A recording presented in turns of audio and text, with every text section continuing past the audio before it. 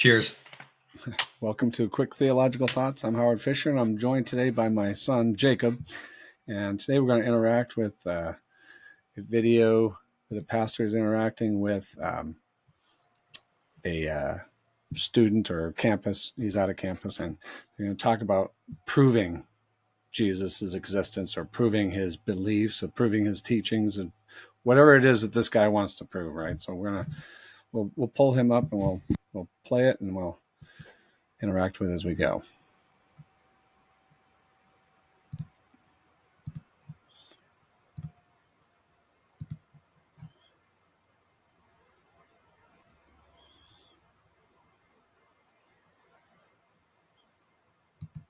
All right, I want to pause it there real quick. He's already throwing out the gauntlet of prove it to me. So what do you see when you hear that? What do you hear when you hear guys say that? What comes to your mind? Well, I mean, oftentimes it's proposed as really just a throwing up, give me some fact, being that most people want some kind of scientific or just out there fact that's like, oh my gosh, crazy, like some sort of instant gratification. Since we live in a culture of instant gratification, we also want whatever we're asking of the other person to be kind of in that sort of standard. I didn't exactly hear what it said because it was loading on the thing, but based upon what you're asking, I think yeah, it's when somebody says prove it, it really is a they're wanting you to come over on their turf, really. If I'm asking somebody to prove it as in from their position, what I'm doing is I'm inviting them, come over to my side of the fence and tell me how I'm wrong based upon my preset standards. But in reality, that's not really appropriate for any sort of discourse whatsoever. Yeah, he's approaching the Christian as saying, look, religion. So he's already started. He's already told you religion's myth. And yet, on what grounding does he say that? What's his standard? How is he approaching, religion in total? Because we live in a world of secularism, right? It's the secular mindset, and so religion is subjective. It's over there. My secular beliefs are grounded in reality, science. We know this, but the question is, how do you know this? His beliefs in secularism are just as religiously held onto as any religious belief, because it's a religious. It's like even Jordan Peterson recognizes this. When you go all the way down, when you get down to the presuppositions, we hold to these presuppositions religiously, and this guy doesn't even seek to prove what he's saying that he's demanding of the Christian, right? So whatever he demands of the Christian, he does not apply to himself because he's above it all. He's above, having to prove anything, and as far as his presuppositions are, concerned. So go ahead, prove to me that Jesus existed. Well, yeah, but based on what standard? And that's really the question. I think it really comes from the idea of that this guy questioning Cliff here is really coming from the idea that he thinks he's at some neutral scientific standpoint, and anybody believing in religion they're the weirdos. They're the ones who are wackos out there with their strange stuff on the edge of the plate here. I'm in the middle of the plate, and they're the ones sitting out there. But the reality is, as Bahnsen says in his wonderful book Against All Opposition, that no one is neutral and no one is abiding by some set neutral standpoint, and we can all meet there on the same plate and talk about things with some neutral set of facts, and that's just not true. Yeah, the thing is, if this is God's world, then by definition, if God's the creator, then by definition, everything's created. So he's demanding something of me that at the outset's already the way it is, right? So one of us is outright wrong.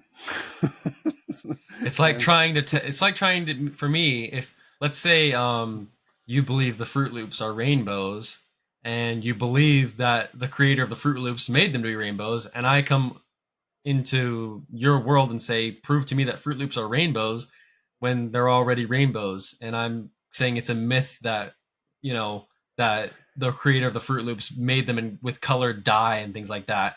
And no, that's not rainbows. That's just chemicals that came about by a natural process that made them, in our chemicals of our eyes, seem to be rainbows. to you, but the reality is it's just this and that. Like it doesn't Yeah. make any sense. Like It's the same thing in art. It's the same thing in engineering, whether it's a car. Well, prove to me yeah. that that car had a creator. It's like, um, you're I living think in a Grandpa was the world. one who.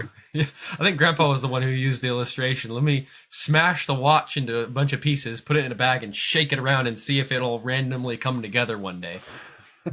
That's right. All right. Well, let's move on with I'll prove to you Jesus if you first of all prove to me Napoleon. I'll prove to you Jesus if you first prove to me George Washington. I'll prove to you Jesus if you first prove to me George Washington Carver. Don't prove the person's existence. I'm saying prove the ideas that the person talks about. Prove. All right. So, were you able to see that part? Yeah, I saw that part. Okay. So, I'll prove to you, you know, Napoleon or whatever, you know, or I'll prove to you Jesus if you can prove to me Napoleon. And so he goes into all that. And the guy, it's whenever you challenge these people, they'll always shift the standard, right? And so, okay, so let's go ahead and accept that there was this guy named Jesus. That's what he's doing now. It's first it was it's all myth, and then it's well I can accept a person named Jesus, but not the myth that surrounds him, right? Yeah, and that's where this is going. And as if you can separate the two, the myth, quote unquote myth, because that's the whole thing. We are claiming Christianity is claiming that its beliefs are historical. That's the point. And Yeah. so you've arbitrarily have said no, it's myth. I don't want the myth. I want to know. You prove to me that the myth is true. Well, so your standard is if it's anything miraculous at all, then it's now in the category of myth, not history. And we're telling you that the resurrection, for instance, is historical. We're not. Christianity is done in plain sight for all to see, right? It's the Apostle Paul, when arguing with Felix and Festus and the different governors that in government that he was getting the court with, right? He was being charged with something, and so he gets to stand up in front of the governor, and he tells them, "Look, this wasn't done in a corner. This was done in front of all to see, which you yourselves know of the facts," right? Paul says, "You know the facts. You know there was a guy named Jesus. You know he was raised from the dead. That's where this is the claim. This is the historical claim that we're making, and we're binding it upon your conscience." But they intuitively know that leads to something else. They intuitively know we're bringing in with that something else. We're bringing in something theological, not purely merely historical. And that's and to go back to the terrible illustration that I tried to use, it's like trying to. There's two things that I can use this terrible illustration for. It's like one, trying to prove that Fruit Loops existed without the colors, and he's also trying to prove it to a spiritually dead, aka colorblind person. So we have a guy who's challenging this evangelist, saying, okay, so you might have this guy, but so he might have been raised from the dead. So, but what he's really doing is, I don't accept the religious claims that you're making with this. I don't accept the teachings that you're. In other words, he's not accepting the theology. And this is very clever that the atheists, sharp atheists, see this, right? They see the distinction. We Christians often argue evidentially, right? We are, Jesus rose from the dead. And so I'm going to go with the guy who was raised from the dead. When that guy was raised from the dead, said certain things, I'm going to believe what he said because he was raised from the dead. So we're arguing in that sequence. And the atheist, the sharp atheist, sees that. And he's like, no, you're smuggling in your theology. You're smuggling in that not only is it historically reliable that some guy rose from the dead, but we're smuggling in our theology as well.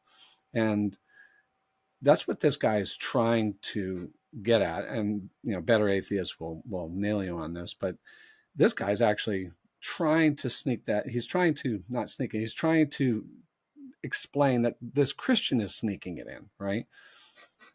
What are your thoughts on that? Yeah, I think really when it comes down to Cliff's method of apologetics, I'm not necessarily the biggest fan of it, but I do appreciate some aspects of it. I appreciate the fact that he is, in a sense, while not explicitly arguing in the way that I would prefer, in the essence of Bahnsen, and basically claiming that I can't believe in the possibility of the contrary. He is, well, kind of slipping. He's assuming that just because it's just the way you have to go. Yeah. In by saying, prove to me Washington, prove to me Napoleon, etc., and by assuming that, well, no, Jesus Christ did exist, it's impossible that he did not exist because we know he existed.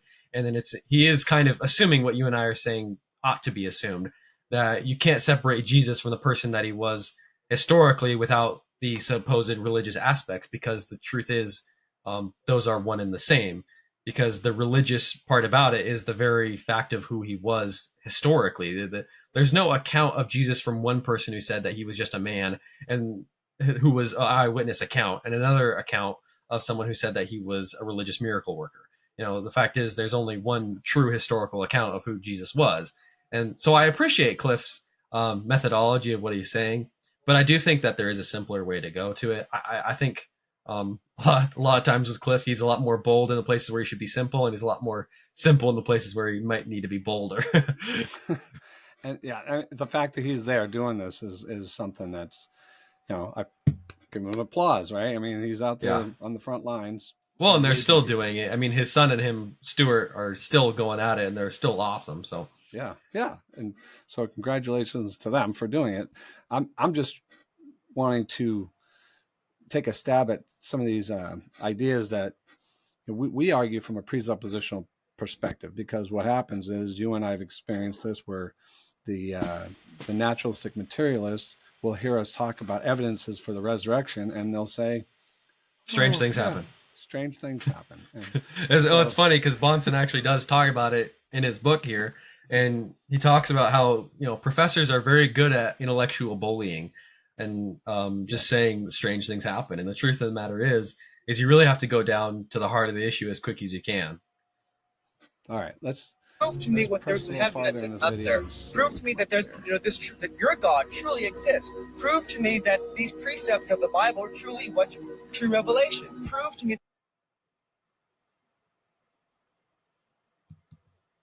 All right, are you able to hear that? Yep. All right, so now he's actually arguing, prove to me that God exists, right? Prove to me heaven, prove to me this, prove to me that. But he's really arguing, prove to me that God exists. That's at the core, right? I mean, what are you hearing when you see somebody do that? And we've experienced this, right? We experience people doing this to us anywhere. You go anywhere in the world and experience it. You don't have to go to a college campus for this. What do you hear when people are saying that to you? Well, I'm really hearing a very angry individual when it comes down to it. I'm hearing somebody who, though they know the truth about God, they exchange that truth for a lie.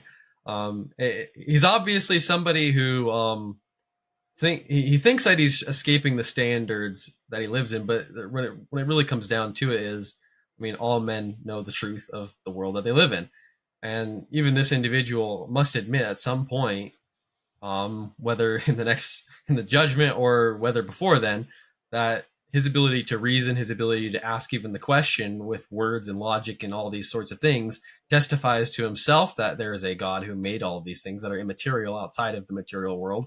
And then beyond that, the fact that there is a man in front of him who has accepted the open righteousness of God in the world around him and testifying to him about that openly and directly is also another testimony to him about that which is true. And he obviously doesn't like that very much.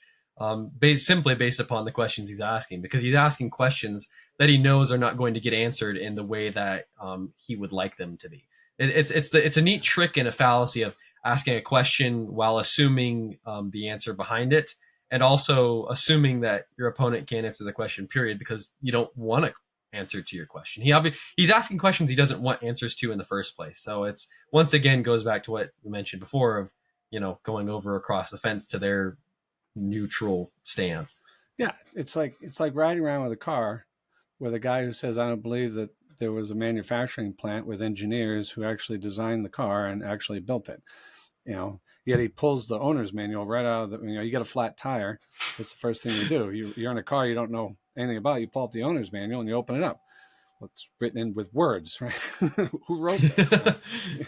You pull the Fruit Loops box out, it says produced by Kellogg's. Wow. Yeah. You pull it out, it tells you how to change the tire, where to go get it, how to open up the trunk, and how to, which bar to pull out, and what lug nuts to loosen, and what jack to use. To the regenerate mind, that's not a problem, because it's not surprising that the car has a manual in it that says how the car was made, or that the Fruit Loops box has a trademark on it that says produced by Kellogg's or something like that. It's not, or whoever makes Fruit Loops.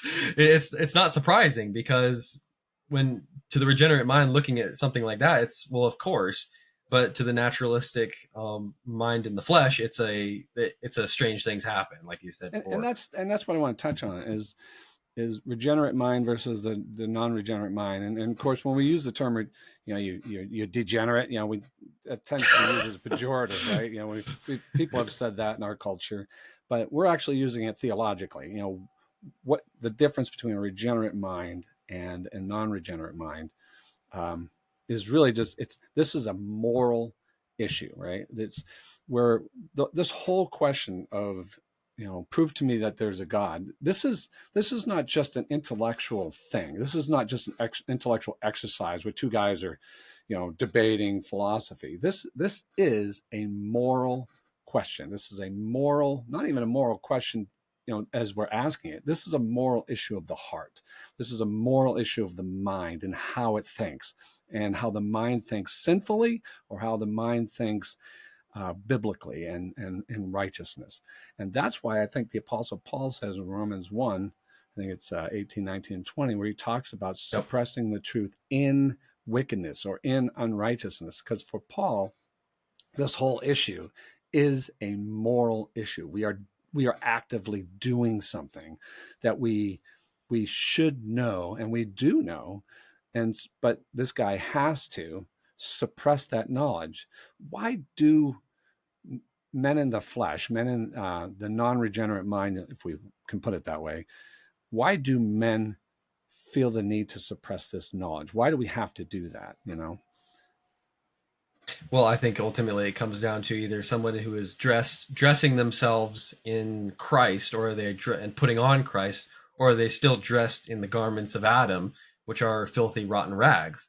And when it comes down to it, this is obviously an individual who is still wanting to dress himself in the rags of Adam, because the one dressed in rags doesn't want to be told that he's dressed in rags. And that seems ironic, and it is ironic, because the one dressed in the rags should be able to look at himself and say, yeah, I need new garments. I need white garments. I need a parchment roll. I need a mark on my forehead so I can get down the road a little bit here, like Christian in Pilgrim's Progress.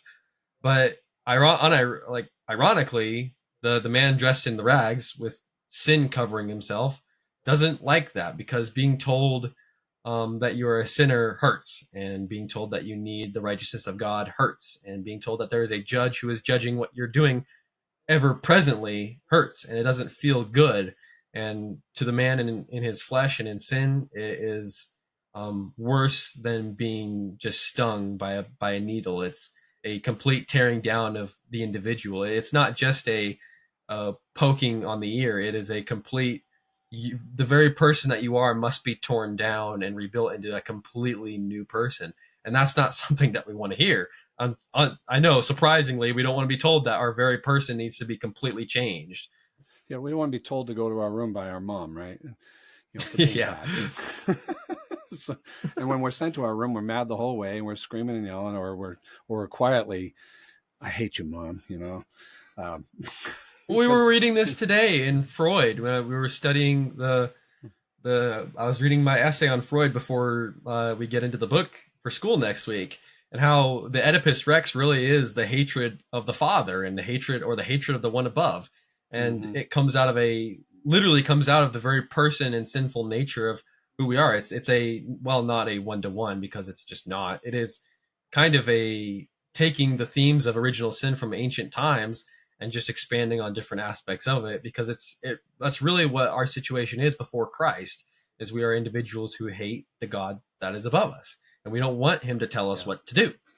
And that's what makes this whole this kind of discussion, when you're talking to somebody like this, we as Christians need to keep in mind at the front of our thinking, when we're trying to use evidences, when we're trying to do these kinds of things, what we really have to do is bring these people to a recognition that there's a moral element in all of this. This is not a mere intellectual exercise, that they are putting themselves as the judge over the creator because they're mad, they're sinful, and they're being told that they're sinful and that, you know, we're under judgment. And the last thing we want to be is guilty, right? Guilt hurts. Guilt feels terrible. Guilt is a terrible thing in one sense. I mean, it's a good thing because it reminds us we're supposed to make something right when we do something wrong. But at the same time, when we know we can't pay for something that we've done, and we know judgment's coming at us, and it is, we have to suppress that knowledge. We don't. Who's going to walk around knowing they're going to hell?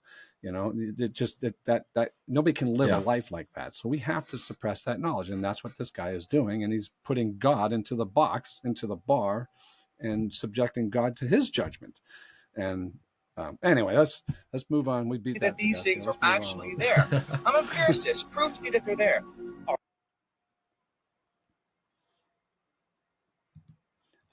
I didn't want to let that slip by. I'm an empiricist. Right? I'm an empiricist. Give me your thoughts on that. Oh, actually, you have to. Okay, can you remind me what an empiricist is? Well, it's been a little while since I've heard the definition. Basically, you know, the empiricist it's a worldview of knowledge, right? So I got to be able to, you know, the scientific method would fall under that, right? I know things by using the scientific method, but yet does the scientific method prove the scientific method? Did I use? See, we get accused. You and I will be accused of starting with Scripture. Circular reasoning. We're circular reasoning kind of people, and yet they never think to prove their positions. Right? This is the part that burns me. It's the facts. The facts prove the scientific method, but you use the scientific method to prove those facts in the first place. So, what are we doing? Just touching on that. No, I thought that's what empiricist was. It's just been a little while. I think when it comes down to it, is it, you know, an aspect of that I can maybe comment on is the fact that it's a worldview of laws and a worldview of standards, while ultimately borrowing from the ultimate standard of God's creation and the ability to even reason in the first place. And it comes down to the question is, are there rights and wrongs in those experiments that you did in your biology class?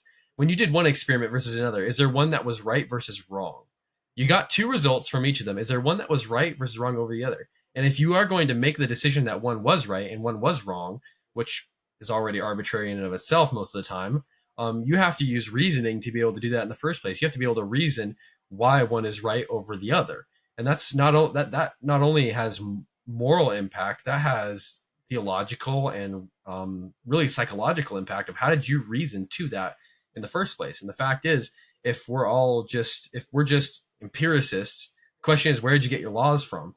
Because if you didn't reason in the first place to get those laws, then where'd they come from? Because the only law that is not reasoned unto is the law of God, because it comes from his very being.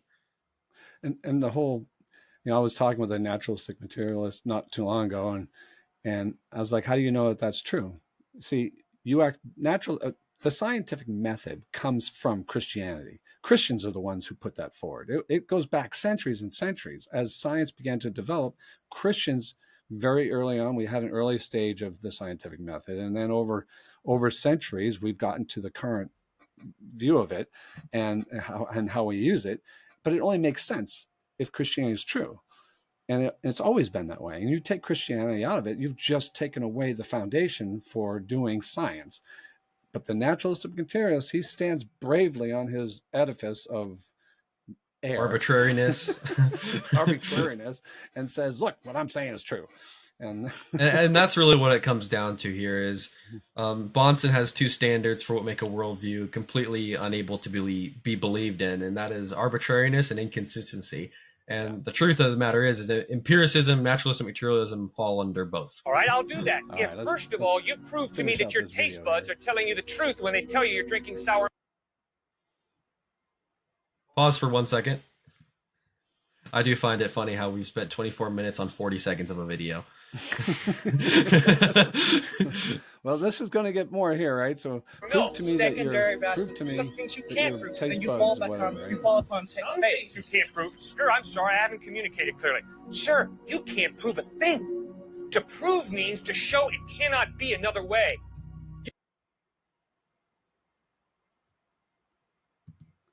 All right. So to prove is to show it cannot be another way. Let's close out with that thought. What do you what do you think? I'm not necessarily opposed to that, especially since the fact that I referenced Bonson a lot today, but he makes a statement in a debate he was having with a Jewish materialist named Tabash, and he basically ends up having to say to him, to believe what you believe is to believe in the impossibility of the contrary, because to believe in anything else is to relinquish all of my rational ability to reason, to draw consequence via the laws of logic. Now, the truth of the matter is, I can do all those things, right? And the materialists will look and say, I can reason. I'm reasoning right now. We can do science. I'm doing science right now. I can use the laws of logic. I just use the laws of logic. But the truth of the matter is those things, while the atheist can do them, those things don't comport with the worldview that the atheist claims to believe in. And that's where the inconsistency comes from, is he claims a materialist worldview, and then on the other hand, he claims things that are completely inconsistent with that worldview he just claimed. They don't comport. And thus, that is really why he's borrowing, hence, from the Christian worldview. And that's really where I think Cliff's statement can be used, is that it cannot be another way. Is because the atheist is doing something that proves it cannot be another way, because he's using things from a worldview that he doesn't believe, while claiming to believe a worldview that doesn't comport with the things he just used. Exactly. It's, Christianity is, the God of Christianity is the creator of all things. And by necessity, we exist in his world. All facts are God's facts. All of the creation is God's creation. I'm a creature of God. You're a creature of God. And because we're made in his image, and so therefore we're able to do all of these things. But because we are sinners, fallen image bearers, that's the rub. That's where the problem is, right? So I think the best example of that really comes from Acts 17, when Paul takes the Greek philosopher's quote and then applies it to Christianity as if it was a Christian quote of, that in him we live and move and have our being. Because it only makes sense in the Christian worldview, right? They're to the tomb of the unknown God, or not tomb of the unknown, to the it is a tomb, right? For them, the idol that they have to the unknown God is the catch-all, and Paul applies it to the one true God, and because that's all there is, right? That's Paul's point. He says he's taking something that they know is something out there, and he's saying, look, I'm proclaiming to you the truth that we already know on some level, but because of our sin and our moral disposition against God, we have suppressed that knowledge. And the whole Christianity is reconciling the whole cosmos and the whole world to God. And Jesus is reconciling the world back to God, and proclaiming the one true God back to men who should know him but don't because of their sin, is bringing men back to God. And so when Jesus says in John 3:16, for God so loved the world, I think that is not just a hypothetical thing. This is something God is actually doing. For God so loved the world, so this is something God does, that he gave, right? He gave his one and only son, his unique son, so that everyone believing would have eternal life and that, not perish. This is something God is doing. He's actually saving the world. And so I just want to end with that thought, that there's a positive here, right? That God isn't just, there's this message of condemnation for all you sinners out there. There's a message of redemption. There's a message of reconciliation. There's a message where men who are by nature hostile to God can now come back to God through Jesus Christ, through repentance and faith in him. So anyway, I just want to close with that. Thanks for being on with me this afternoon. And evidently this is racist now, though. So whatever. Yeah, okay. So anyway, thanks for being on. God bless. Be good.